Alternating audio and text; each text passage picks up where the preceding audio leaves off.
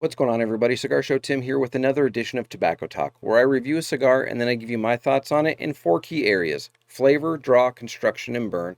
It's everything you want to know about that cigar, but it's from my palate's perspective, and then I rate it as to whether I think it's nub-worthy or not. So the cigar for this review comes from my good friend Matt, Cigar Hound Dog. He bombed me. If you missed that, well then go watch that video right there. And he sent me a couple of cigars from a cigar manufacturer that I have not had anything from yet. It is one of his absolute favorites, and as the title describes, it is one of the cigars from Sanj Patel. This one happens to be what I'm guessing is probably going to be the one most up my alley. We'll find out. But this is a review on the Sanj Patel SP1014 Red, and this is the Toro Vitola right there. You can see right there, it's got just a little hint of a pigtail on the cap right there. But if we're going to review it, there's only one thing left to do. Let's light it up.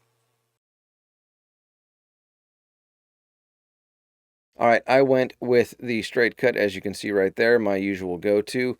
And on the cold draw, there was a really good amount of pull-through on it as far as the air, despite the fact, if you look right here, that you can see that, if it will focus right there, I'm going to come in closer for you, that if you look right here, you can see that there is mostly a closed foot on this cigar.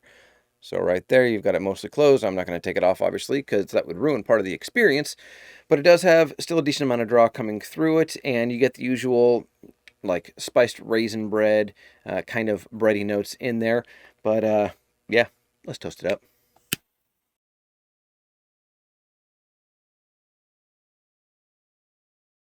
Okay, upon initial light up, very prominent oaky woodiness. Very prominent oaky woodiness right there. Tames down, becomes almost like a little bit of a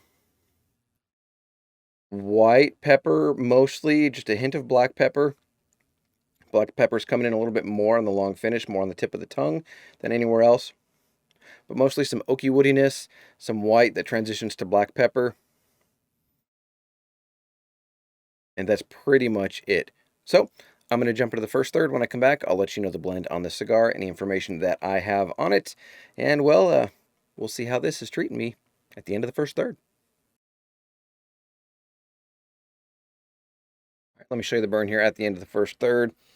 See right there, burn has got just a little wave to it. At times throughout the first third, it was razor straight, and then it'd go a little wavy, and then it would come back. Side note, you're going to see blue flashing. I'm lasering some stuff onto a mug, so ignore that.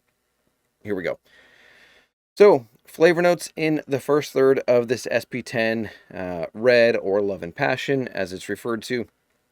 I have the Toro size here, which is a 6x50. It comes in 3 different Vitolas. There's a Robusto, there's the Toro, and then there's a Lancero. But flavor notes in this. So that oaky woodiness definitely transitioned to a little bit more of like a leather and earthiness combination right there. Very savory baking spice on the palate as well. That transition of the white pepper to the black pepper stain is a mild black pepper now. You get a little bit of it through the retrohale, but not a whole lot. It's not going to blow you back or make your nostrils tingle, nothing like that at all. But there is a little bit of a tang that's in there. And what I mean by tang is, if you've had Corojo tobacco, you'll know that there's a little bit of a tanginess with Corojo. I really enjoy some Corojo tang, and this cigar has a great amount of it. The blend on this one is a Dominican Corojo Puro, or a Puro, whichever way you want to pronounce it. But the Dominican Corojo Puro tobacco is the binder, the wrapper, the filler, everything in there. And so that's the blend on the cigar. This was a limited production, if you will, in certain quantities based on each Vitola that Sanj has done. The blend has been completely done, and I believe all of the SP1014 line blend has been done by Chico Rivas. Very, very well known. If you don't know who Chico Rivas is, Google him. He will come up, and you will see him associated with some of the most fine cigars ever blended. I'll put it that way.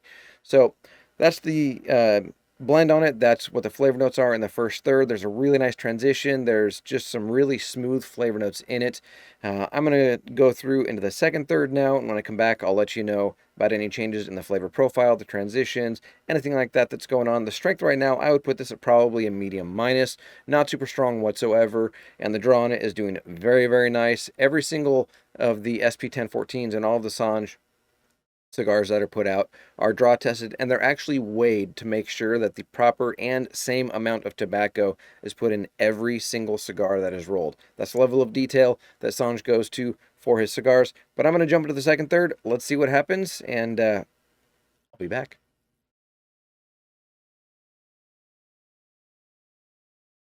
I know I said I'll be back. I'm not going anywhere, but let's see how the second third treats me. All right, let me show you the burn here at the end of the second third. You can see right here, a little bit straighter. I did touch it up at one little point right there on the front of the band. As you can see, a little bit difference in color with the burn, but overall, it's been burning pretty well. I just touched it up because, frankly, I wanted to make sure it didn't get wonky. Flavor notes in the second third. So the pepper note that was in there has stayed a black pepper, and it hasn't ramped up at all, so it's pretty much the same, but it's a little bit on the roof of my mouth now, as opposed to just being on the front of my palate. There's that really nice sort of Corojo tang that's in there as well, and then there's just a hint of some earthy nuttiness that's coming in. The earthiness isn't super strong, the leather is there, but there's just that nice little, very, very subtle nuttiness that's in there, which I'm really enjoying. The draw is staying very nice on it, no issues with that whatsoever. You saw that I did touch up the burn in one little area, but other than that, did it really need to be touched up? No, but I did it anyways. Strength on this cigar. I would say right now it's a good solid medium. It's ramped up just a little bit, but it hasn't gotten to a point where it's okay, medium plus, starting to get into full, nothing like that at all. But overall, it is doing well. So Sanj Patel has put out quite a few different cigars. He's got the SP1014 line, where he's got the black, the red, and then there is the Connecticut as well, I believe, or actually may just be the red and the black, if I'm not mistaken. And then he's got the Industry Killers, and there's a Connecticut, a Cameroon, and a Maduro. So there are 3 different ones. So he's got a number of cigars that are out there that are in the market available for purchase. Yes, there are limited quantities, and I say limited in air quotes because I believe it was like 300,000 were made in each of the Vitolas, but they are sold online in a various number of online shops, brick and mortars, things like that. But they originally started at just his shop where he is located out of. If you don't know Sanj's background, he's got a pretty extensive background within the cigar industry. I would encourage you to look him up, see what his background is, and all of that information. But overall, in the second third, it is going well. I'm going to jump into the final third now. When I come back, I'll let you know any additional changes in the flavor profile, how it ends up with the strength, the burn, all those different things. And then, of course, I will let you know whether I think this cigar is nub-worthy or not. All right, let's wrap up this review. Here's the burn at the end of the cigar. Stayed pretty much straight. The wrapper did split just a little bit at the end, but it held together without any other issues. So, flavor notes as the cigar wraps up. The pepper definitely ramps up in the final third of the cigar. It's a noticeable black pepper for sure now. Borderline chili pepper. It's on the back of the throat, on the roof of the palate, is where it is mostly. And then there's that oaky woodiness that came back. A little bit of a charred oak kind of note in there. I'm not a huge fan of the charred oak note usually in cigars, but with this one, because of the pepper and everything, it just sort of blends itself together as being just a little bit more of a stronger in body, a fuller body cigar. But that black pepper with that little bit of a charred oakiness that's in there are both really, really good. That subtle nuttiness is completely gone. The leather is there if you look really, really hard at it or hard for it. And then the Corojo tang is very, very subdued, and it's mostly on the long finish. And there's a hint of earthiness that's in there as well. So overall, do I think the cigar is nub-worthy? I do think this one is nub-worthy because it progressed itself in a way that got deeper and stronger as the cigar went on. And I appreciate that because it's not just one note throughout the entire thing or just a couple little changes. I do appreciate that. So it is nub-worthy. For me, I would say go to probably a 5-pack on this one. I don't know that, at least for me, that it would be one that as of right now, at least with my palate with where it is, that I would go out and get more. But a 5-pack is easily a good, simple, easy decision to make for this cigar here. Strength on this, I would say end it as a medium plus, especially with that full body and the deep, rich flavors that are in there, that darker notes.